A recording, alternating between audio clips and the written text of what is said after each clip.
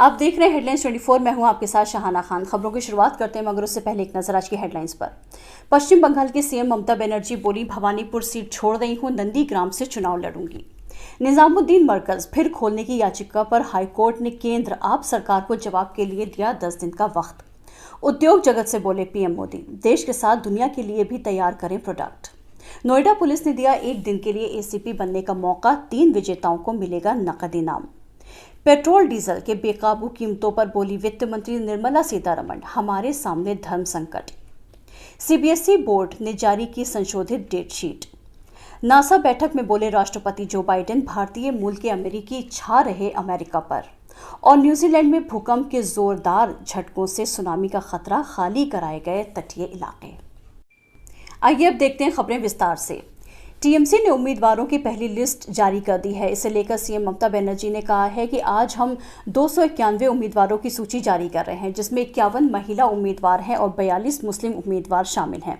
मैं नंदीग्राम से चुनाव लड़ूंगी, भवानीपुर सीट छोड़ रही हूं। ममता ने उम्मीदवारों की घोषणा करते हुए कहा कि मुझे लोगों का आशीर्वाद चाहिए, मुझ पर विश्वास रखें। सिर्फ तृणमूल कांग्रेस ही बंगाल के विकास के लिए काम कर सकती है ताकि बंगाल स्टेट के टॉप स्टेट बने। पिछले 10 सालों में हमने बहुत मेहनत की है, कोरोना और अम्फान तूफान जैसी विपदाओं से पार पाया है, हमने अच्छा काम किया है। दिल्ली हाईकोर्ट ने निजामुद्दीन मरकज दोबारा खोलने के लिए दायर याचिका पर जवाब दाखिल करने के लिए केंद्र, आप सरकार और पुलिस को शुक्रवार को 10 दिन का समय दिया है। गौरतलब है कि तबलीगी जमात के एक कार्यक्रम में शिरकत करने वाले कई लोगों को कोरोना वायरस से संक्रमित पाए जाने के बाद 31 मार्च से ही निजामुद्दीन मरकज बंद है। जस्टिस मुक्ता गुप्ता ने कहा है कि अधिकारियों द्वारा 10 दिन में स्थिति रिपोर्ट दाखिल की जाए। उन्होंने मामले की आगे की सुनवाई के लिए 24 मार्च की तारीख तय की है। अदालत ने 24 फरवरी को सुनवाई के दौरान दिल्ली वक्फ बोर्ड की ओर से दायर याचिका पर गृह मंत्रालय, दिल्ली सरकार और दिल्ली पुलिस से जवाब मांगा था। प्रधानमंत्री नरेंद्र मोदी ने शुक्रवार को घरेलू स्तर पर वाहनों, दूरसंचार उपकरणों और दवा उद्योग को बढ़ावा देने के लिए उत्पादन से जुड़ी प्रोत्साहन योजना का जिक्र करते हुए उद्योगों से कहा है कि वो देश की जागरूकता को पूरा करने के साथ साथ दुनिया के लिए भी सामान तैयार करें। पीएम मोदी ने अगले साल के बजट में पीएलआई योजना को लेकर किए गए प्रावधानों पर आयोजित एक वेबिनार को संबोधित करते हुए कहा कि इसके लिए करीब 2 लाख करोड़ रुपए का प्रावधान किया है। ये योजना दूरसंचार क्षेत्र से लेकर वाहन और औषधि क्षेत्र के साथ ही कपड़ा और खाद्य प्रसंस्करण सहित 13 क्षेत्रों के लिए शुरू की जा रही है। उन्होंने कहा कि सरकार घरेलू स्तर पर उत्पादों के विनिर्माण को बढ़ावा देने के लिए कई कदम उठा रही है। उद्योगों के अनुपालन बोझ को कम किया जा रहा है। ऐसे 6000 के करीब अनुपालनों को कम करने के प्रयास किए जा रहे हैं। नोएडा पुलिस ने महिला सुरक्षा और सशक्तिकरण को बढ़ावा देने को लेकर के स्थानीय निवासियों से सुझाव मांगे हैं। सबसे अच्छा सुझाव देने वाले व्यक्ति को एक दिन के लिए एसीपी बनाने का मौका मिलेगा। अधिकारियों ने बृहस्पतिवार को ये जानकारी दी। उन्होंने कहा कि इस पहल के तहत महिलाएं एवं पुरुष दोनों अपने सुझाव भेज सकते हैं। एसीपी बनने का मौका केवल महिला को दिया जाएगा। पुलिस आयुक्त वृंदा शुक्ला ने कहा कि 8 मार्च को इंटरनेशनल विमेंस डे के मद्देनजर शुरू की गई इस पहल के तहत शीर्ष 3 विजेताओं को क्रमशः 5,000, 3,000 और 2,000 रुपए की नकद राशि इनाम के तौर पर दी जाएगी।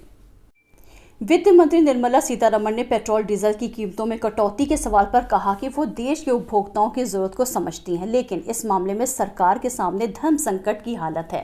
उन्होंने कहा कि कई ऐसे संकेत मिल रहे हैं जिनसे ये बात पुख्ता होती है कि अर्थव्यवस्था में सुधार हो रहा है। वित्त मंत्री जिस धर्म संकट की बात कर रही हैं, असल में वो ये है कि तेल की कीमतें बाजार के हवाले हैं, यानी उनकी कीमत अब तेल कंपनियां तय करती हैं।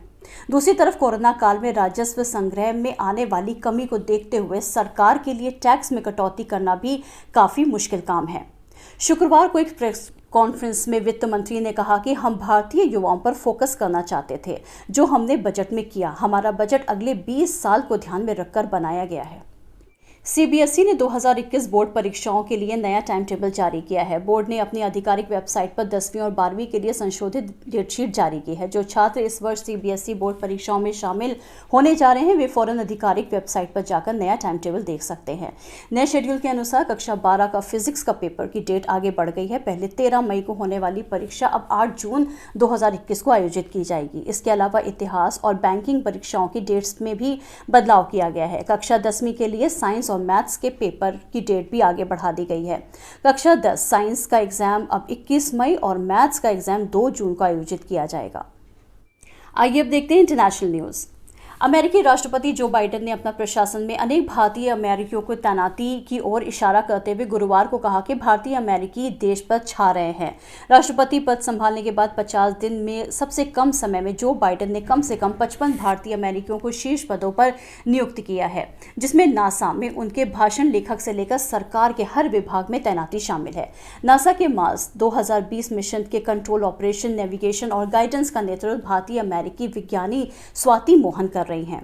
20 जनवरी को अमेरिका के 46वें राष्ट्रपति के रूप में शपथ लेने वाले जो बाइडेन ने कम से कम 55 भारतीय अमेरिकियों को प्रशासन में अहम पदों पर नियुक्ति देकर इतिहास रच डाला है। न्यूजीलैंड के उत्तरी पूर्वी तट पर गुरुवार को भूकंप के तेज झटके महसूस किए गए। इसके बाद प्रशांत महासागर में सुनामी का खतरा मंडराने लगा। इसे देखते हुए न्यूजीलैंड न्यू कैलेडोनिया में वासुआतू में तटीय इलाकों से हजारों निवासियों को बाहर निकालकर क्षेत्रों में ऊंचे स्थान पर पहुंचा दिया गया है। फिलहाल भूकंप में किसी तरह की गंभीर क्षति या नुकसान की कोई खबर नहीं है। जानमाल को भी बड़ा नुकसान नहीं पहुंचा है। भूकंप के बाद नूमी में चेतावनी के तौर पर सायरन बजते हुए सुना गया है। अधिकारियों ने डर के बीच लोगों को रिहायशी इलाके खाली करने के आदेश दिए। अधिकारियों ने कहा है कि 3 मीटर ऊंची लहरें फ्रांसीसी क्षेत्र की ओर बढ़ रही थीं। आपातकालीन सेवा के प्रवक्ता अलेक्जेंडर रिग्नसनॉल ने सार्वजनिक रेडियो के हवाले से कहा कि सभी लोग समुद्र तट के इलाकों को तुरंत खाली कर दें, पानी में हो रही सभी गतिविधियों को रोक दें और अपने बच्चों को स्कूल जाने से रोक दें। सत्ता पक्ष ना विपक्ष, हम दिखाएंगे आपको पूरा सच। आज के लिए बस इतना ही, कल फिर मिलेंगे। ताज़ा तरीन खबरों को देखने के लिए चैनल को लाइक करें, सब्सक्राइब करें, शेयर करें और कमेंट्स बॉक्स में जाकर आप हमें कमेंट्स भी कर सकते हैं। देखते रहिए हेडलाइंस।